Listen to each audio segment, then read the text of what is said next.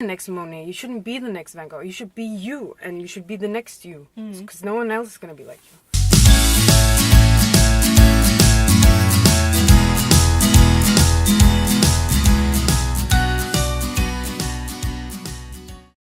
Hi, my name is Ataraxy, and my real name is Shiv, and today I'm being interviewed by Arthur. This artist is passionate and provocative. She paints her opinions from her personal experiences as a young Middle Eastern female. Give a warm welcome to Ataraxy. Welcome to the Art Show. Thank you. How did you end up doing art? Well, I've been drawing and painting for a lot of years since I was a kid, and it's always been my way of zoning out and kind of finding my own peace. And I stopped doing it when I was doing it since I was 10, and stopped doing it when I was around 15, 16 years old. And then I picked it up again like 3 years ago when I had my major depression. So a lot of my passion for art also derives from the fact that it saved me. Like it's been a big savior regarding my own mental health. You're very passionate. But what are the sort of the elements in particular that you're very passionate about? I'm quite socio-political about my art. One of my biggest concerns, well, passions, is trying to depict the Middle Eastern Muslim woman. Well, Middle Eastern is also enough true, and the culture that I've been brought up in is a culture where the hierarchy and the patriarchy is it's making women feel very submissive in the way that no matter how far you are up and no matter how far you are down as a Middle Eastern woman in Middle East, you will always feel you're not good enough, and you will always feel that you have all these stereotypes that you got to fight through. And especially one of the stereotypes that I hate is that when you meet a woman on the street who wears a niqab, you wouldn't imagine that she's a very sexual person. And Middle Eastern women are just as sexual. I mean, that's one of my main things. Because your drawings, they are very sexual, like and pornographic. Yeah, they are. Why did you choose this way of expressing your opinions or your thoughts? I made a picture of Mia Khalifa and the whole Mia Khalifa controversy. Mia Khalifa is a Lebanese American who lives in America and who was she was working at Hooters when a agent in the porn industry asked her if she wanted to be in a porno, and I think she was tired of working, and she said why not, and she tried it out. And you don't normally hear that much about Middle Eastern women working in porn industry. Even if it is, you don't see it that much. And she was very open about it, and she has an open Instagram account, and she has a lot of fans. And when she kind of provoked people even more, but both by having the background she does and by also making a porno. She wears a hijab with her mother, I think, and they engage in sexual acts with. It's not a real mother, but a no, mother. it's but she also wears headscarf. Yeah. That this veal makes so much controversy, and I just like to draw sexual illustrations. I mean, that's also a thing that I like to do. That's also a thing I want to point out. But I just want to empower women. I want to empower women. I want to be able to empower them through these illustrations and show them that you're sexy. Do you consider yourself a feminist? I do. I can only relate to what I've been going through myself. So I cannot, and I don't believe in brown or white feminism. I mean, I do believe in it, but I wouldn't label it. My experiences are mental health issues, being a Muslim woman, being a Middle Eastern woman in a European country, and being unheard, being an outcast, being a pariah, being a person who's not heard. One of the things that I despise a lot about being a Middle Eastern woman in Europe is that we have the whole hymen, the whole virginity case talked about on and on again, the honor killings, the fact that young girls cannot ride a bike, cannot ride a horse, cannot go to gymnastics because they will lose the elasticity in their vagina and stuff like that. It just infuriates me that I heard about this stuff when I was 10 and I still hear about it. I want to show them it's okay to have a sexuality. It's okay to be seen in sexual ways, and it's okay to be a person of color, a woman of color, a man of color, and still have a sexuality and be proud of it, not ashamed, because there's a lot of shame in our in our way of perceiving And sex. I think that is for all women, no matter where you come from. No matter where there you come is, from, exactly. shame. Yeah. There is, and it's sad. Yeah. Very sad. It's very sad. Yeah. What do you want to accomplish with your art? It sounds so cliche, it really does. But I really want to heal other, especially other young girls that's been going through mental health issues, as I have. I have a lot of respect for people who've fought with depression. I've fought with depression, with anxiety, with psychosis. I've had a lot of diseases over my head. But I also believe all of these diseases, they derive from a psychological vulnerability. But that same vulnerability, I believe, is what makes a person strong, because if you can be soft, you can also be very strong. I want to show them that there's a very big strength in being vulnerable and showing your opinions, not giving a fuck. I mean, because I think your pieces can provoke a lot of people, but that's not your intention. Oh, they do. No, that's not my I have had a lot. You don't do it in order to provoke and get not people at all. to. Not at all. It can be seen like that, and I have had people. I have Islamic profiles contacting me and asking me to take it down. That's not, I mean, I have a picture of a woman who's wearing a niqab. A niqab, it shows nothing. You can barely see the eyes. It has like fishnets, a small lace front that you can't really see through. And the woman opens her veal and you can see her bare chest and you can see her barely wearing underwear. That's a picture, a photograph from an actual demonstration that I actually just painted.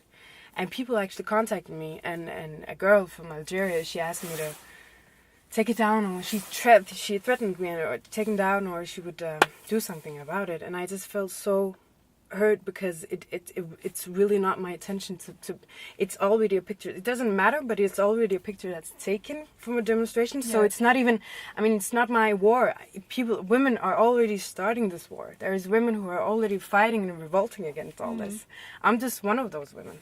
So you grew up in Middle East? No, I grew up here. You grew up in... I grew up here, but it was almost the same. I mean, my parents, the environment that I lived in, like, my house was Turkey, but, like, when I went outside, it was Denmark. But the whole, the whole environment at home was very strict, very, I was very neglected. And my oldest sibling was 10 years older, so I was very alone as a kid.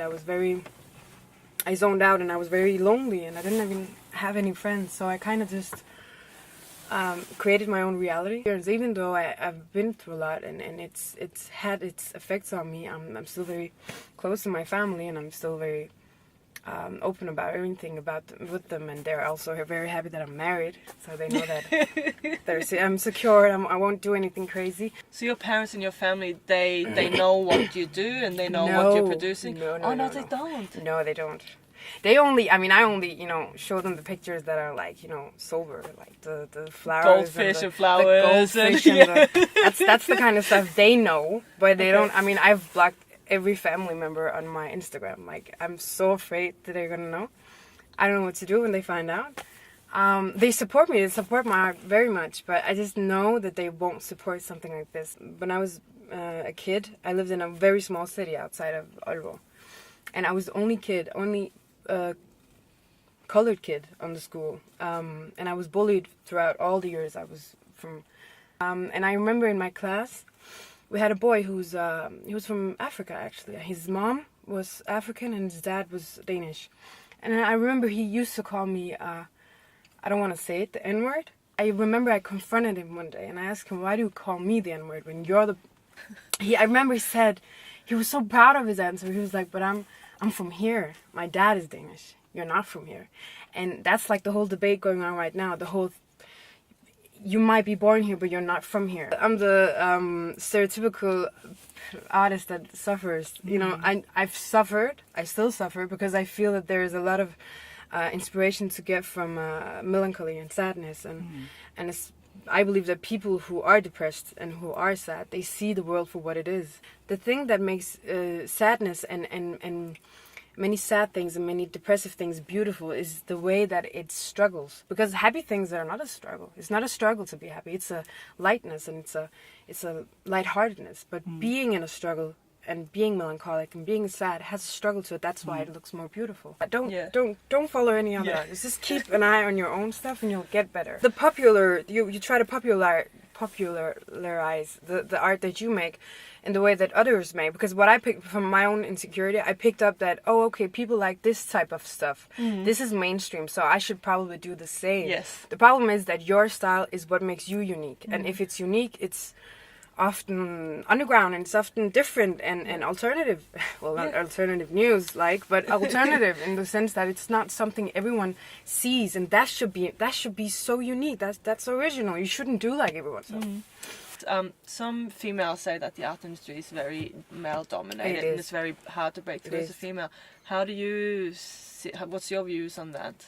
And how do you see yourself in that world? Yeah, it's if you have to go all the way down, right now when I have my Instagram profile, I have maybe, if I get 10 people DMing me, asking me for work, 5 of them are a dick pic. 5 of them are guys who are asking me that for something for free. And when I tell them that it's not for free, they tell me that I'm a bitch. They tell me that I'm artist for free and I should be doing it for free. And they cuss me out. And that's just so sad. And not only is the artist world male dominant, but also the target groups and the rest of the world, our customers, are also male dominant in the way that they do not see women.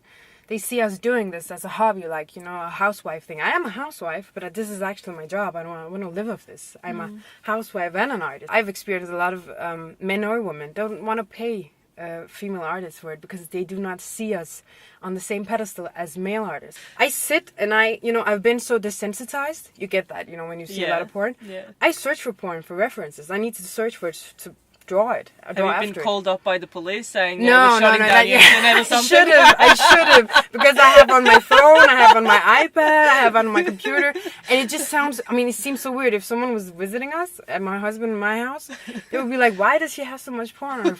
But I do, but I use it as reference. But that doesn't mean, it's not the A to B, because I'm not horny 24/7. That's not what I do it. I do it because I feel the body is art, the female body, everything on the female body is a curve.